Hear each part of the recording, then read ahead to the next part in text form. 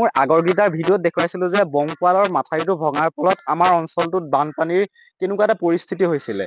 সেই ভিডিঅ'খিনি মই আপোনালোকৰ আগৰকেইটা ভিডিঅ'ত দেখুৱাইছিলো। বৰ্তমান আহিছো মোৰ মাহীৰ ল'ৰা, মোৰ ভাইটিৰ ওচৰলে। তেওঁ পঢ়াৰ লগতে তেওঁ কৃষি কাৰ্যৰ লগতো জড়িত হৈছিলে, যাতে তেওঁ পঢ়াৰ এটা খৰচ উলিয়াব পাৰে কৃষি কাৰ্যৰ জৰিয়তে।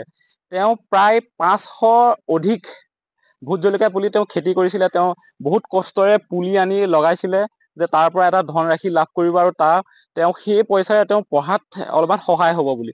কিন্তু চাওক, বান পৰিস্থিতিয়ে বৰ্তমান প্ৰায় 500ৰো অধিক তেওঁ ভোট জলকীয়া পুলি লগাইছিল। দেখিছে আপোনালোকে, সম্পূৰ্ণ গোটেইখিনি এতিয়া মৰি গৈছে। আপোনালোকক মই ভালদৰে ওচৰত গৈ দেখুৱাম, আপোনালোকে চাব।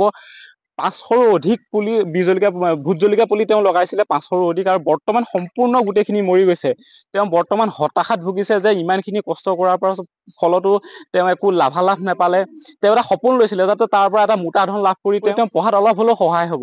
ঘোষিত উচ্চতৰ মাধ্যমিকৰ বিজ্ঞান শাখাত তেওঁ সুক্ষেত্ৰে উত্তীৰ্ণ হৈছিলে আৰু মনত এটা সপোন লৈছিলে যাতে তেওঁ খেতি কৰি কিবা এটা ধনৰাশি লাভ কৰিব আৰু তেওঁ পঢ়াত যাতে তাৰ পৰা এটা সহায় লাভ কৰে।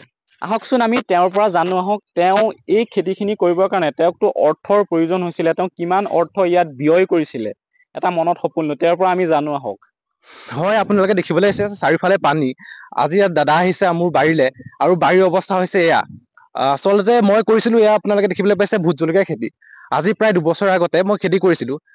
কিন্তু উচ্চতৰ মাধ্যমিক শিক্ষান্ত পৰীক্ষাত উত্তীৰ্ণ হোৱাৰ পিছত যাতে উচ্চ শিক্ষাৰ বাবে পঢ়িবলৈ এটা সৰুকে মাননি নিজে উপাৰ্জন কৰিব পাৰো, তাৰ বাবে নিজে ইয়াত চেষ্টা কৰি প্ৰায় 500ৰো অধিক মই পুলি ৰোপণ কৰিছিলো। আৰু ইয়াত প্ৰায় মোৰ খৰচ হৈছিল 15,000তকৈ অধিক টকা, আৰু নিজৰ শ্ৰমটোৰ কথাটো ক'বই নালাগে। কিন্তু যিহেতু গোলাঘাট জিলাৰ আমাৰ একেবাৰে সমীপত থকা বংকুৱালৰ মাথাউৰিটো ভাঙে, আৰু ফলত গোটেই অকল মোৰ বুলিয়ে নহয়, প্ৰায় গোটেই সমস্ত ৰাইজৰ, এই বানপীড়িত অঞ্চলৰ সমস্ত ৰাইজৰ গোটেই বহুত ক্ষতি হয়। আৰু যিহেতু ইয়াত মই ভোট জলকীয়া খেতি কৰিছিলো, আৰু ইমানটো আপোনালোকে দেখিবলৈ পাইছে চাৰিওফালে পানী, গোটেই ক্ষতিগ্ৰস্ত, আৰু যিখিনি সপোন লৈ আগবাঢ়িছিলো সকলো সপোন বানে ধ্বংস কৰি দিলে।